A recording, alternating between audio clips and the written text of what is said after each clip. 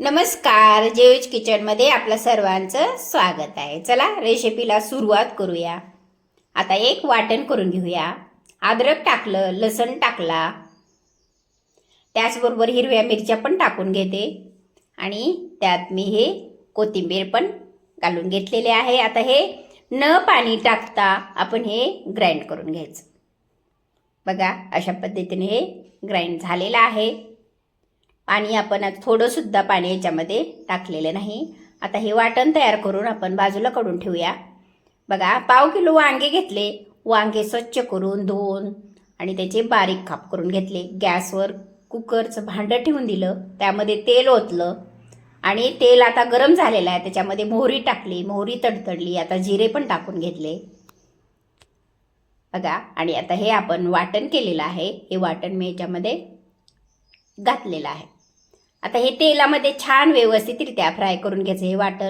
हे वाटण जर व्यवस्थित फ्राय झालं तर आपल्या भाजीला पण चांगली चव येते.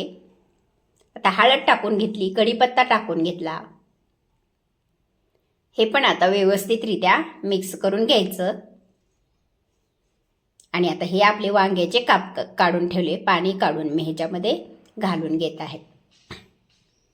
बघा, हे काप मी ह्या भांड्यामध्ये घालून घेतले. आता हे सगळं मिक्स करून घेऊया. आता हे मिक्स झालेलं आहे व्यवस्थितरित्या. बघा, त्याच्यामध्ये मी हे मसाला टाकून घेतला, गरम मसाला, आणि त्यामध्ये मी हे चवीनुसार मीठ पण टाकून घेतलं. हे थोडंसं हिंग पण टाकून घेतलं आणि त्याच्यामध्ये हे गरम पाणी ओतून घेतले. लक्षात घ्या, याच्यामध्ये गरम पाणी टाकायचं, थंड पाणी टाकायला नको. आता त्याच्यावर थोडीशी कोथिंबीर पण टाकून घेतली.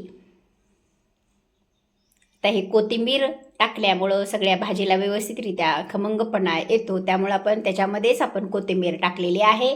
आणि आता हे झाकण लावून आपण हे 4 ते 5 शिट्ट्या काढून घ्यायच्या. आता तुमच्या कुकरच्या, तुमच्या गॅसच्या फ्लेमनुसार तुम्ही शिट्ट्या काढून घेऊ शकता. आता हे शिजलेलं आहे. आता हे मी टोपण काढून घेतलं त्याचं झाकण, आणि बघा, हे अशा पद्धतीने हे आपलं वांगं शिजलेलं आहे. आता त्याच्यामध्ये गरम पाणी ओतून घेतलं आणि आता हे थोडंसं मिक्स करून घेऊ. आता हे जे वांगं आहे, तुम्हाला किती घट्ट ठेवायचं आहे, किती पातळ करायचं, आपल्याला काही तर पातळ भाजी करायची नाही. आपलं एक थोडंसं घट्ट अशा पद्धतीनं करून घ्यायचं. आता बऱ्यापैकी आपण हे कोथिंबीर टाकून घेतली. आता थोडं गरगटून घेऊया. आज आपण घोटलेलं वांगं करत आहोत.